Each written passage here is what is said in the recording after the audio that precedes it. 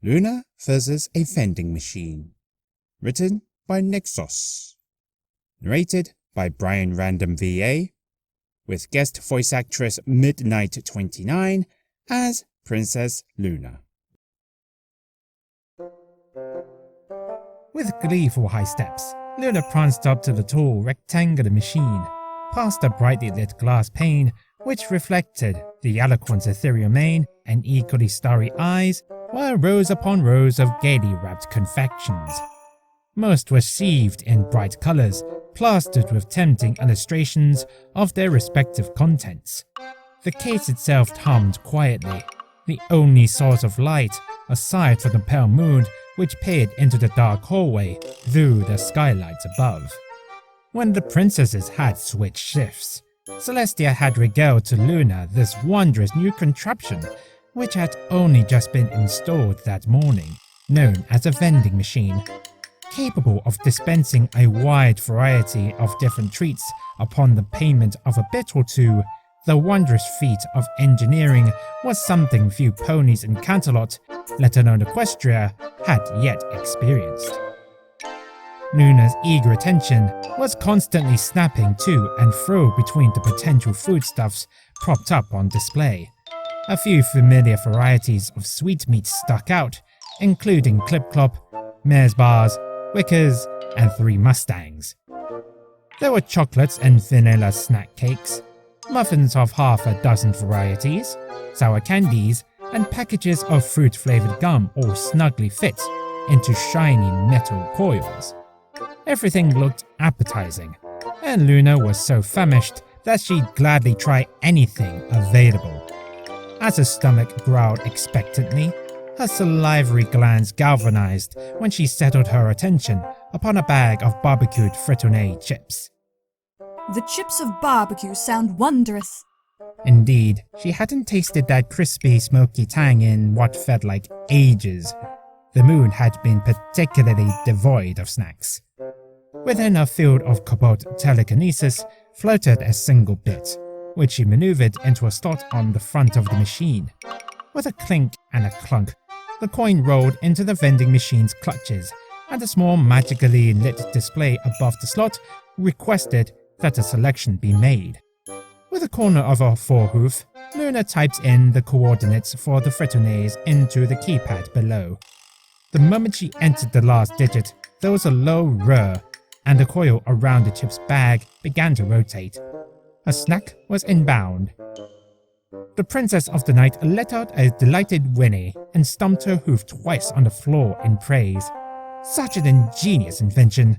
This machine was easy to use, affordable, held an entire banquet's worth of junk food, and was a marvel of pony ingenuity. Why, after her stomach was settled, she might have to buy another. Luna had opened her eyes, expecting to see the bag at the bottom of the case, but was surprised to instead find it spanning the gap between coil and glass, wedged in place. After blinking a few times, Luna patiently waited. Several minutes passed. In fact, before it dawned on her that this might not be a part of an ordinary exchange. Mayhaps, inconceivably, something inside had gone awry. Now observing the stranded bag from every angle her head could orbit from, Luna concluded with certainty that this was abnormal. It might be due to how inflated the package appeared to be compared to the other options. But surely those who had designed the vending machine would have accounted for this. Curious, Luna peeked around to survey the brand printed on the case's side. She did not recognize the logo, which read Vim Van in Baroque red, green, and white lettering, though the name's cadence sounded vaguely familiar. Leaning in close, Luna muttered, "Render unto us thou spoils, varlet." Her command had no effect, leaving a foggy cloud upon the glass. Raising her head, the princess frowned. We had expected technology to have advanced past such facial sticklers during the millennia of our banishment. Her quandary came to an end as Luna considered the magic-filled horn at the top of her periphery. The bag shouldn't need more than a gentle prod to come free. She lit her long horn and directed it at the Fretonnaise, but even in spite of her immense concentration, found the task unachievable. It was almost as if there was a plate of magic-proof glass in her way. Fie, thine inventors lack the proper priorities! With another light stomp of frustration, Luna gnawed on her upper lip and excogitated. Even if magic was out of the realm of possibility, there was good old-fashioned brute force and gravity for her to utilize. Placing a hoof on the corner of the vending machine, Luna gave a gentle push and felt the case rock back. She then pulled away and the machine slammed forward far louder than expected, sending the alicorn cringing as the wide swinging door at the base bounced back and forth and made a noisy racket. The hour was just past midnight, and Luna certainly didn't wish to disturb any pony's slumber. Besides, basically assaulting a lowly vending machine was quite unbecoming of her royal stature. Straightening and clearing her throat, the princess looked up and down the hall while giving her mane a dignified shake. No pony came to investigate the clamor, and she eventually relaxed her posture. She briefly attempted to reach a hoof inside to paw at the bag, but alas, pony legs were not capable of bending in the manner necessary for such a wangle.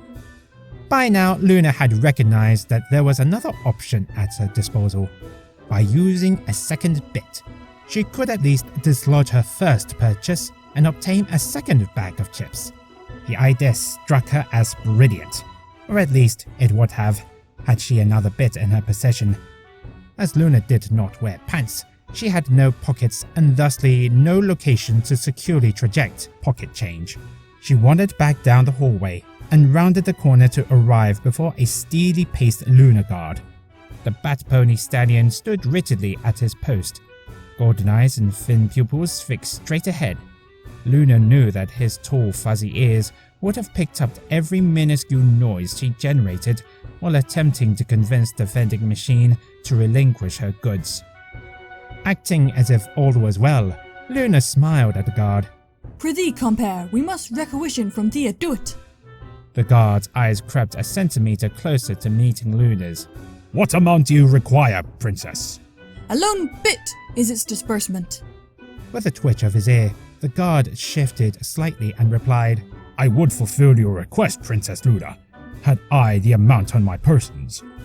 Verily, the guard also forwent pants, and likewise lacked coin-porgeting pockets. His only raiments were his polished lavender helmet and breastplate, neither of which contained any pouches for storing. I am assigned to remain at my station until the 3rd hour of morning.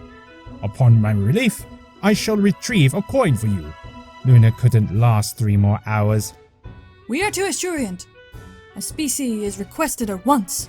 The guard finally glanced at the princess, confused. Are the royal kitchens not an option, my lady? Nay, young Pekin vending machine hath already fangled our currency, and refuses to provide its goods in kind. We shall not concede so readily. Well, if one were to take my stead, the bat pony began, I could quickly return to my quarters for the bit. It is settled! Luna yanked his spear from his grasp. He post haste! The stallion wheeled around on his rear hooves and set out at a tantivy, his helmet nearly flying off. Once he reached the doors, Luna saw him spread his wings and launch into the air, zipping out of view. Now left alone, Luna could do little more than stand in place with the spear clutched in her fetlock. The hallway was impressively still, manifestly purged of leering scapegraces and vermin by the ever-present guards. Captivated by the peacefulness, Luna stared deeply into the polished stone floor, which gleamed with the moon's light. Just as boredom had driven her to imagine constellations defined by the floor's numerous faint hoof scuffs, the Luna Guard burst back inside, panting through teeth, which were clamped upon a shiny bit.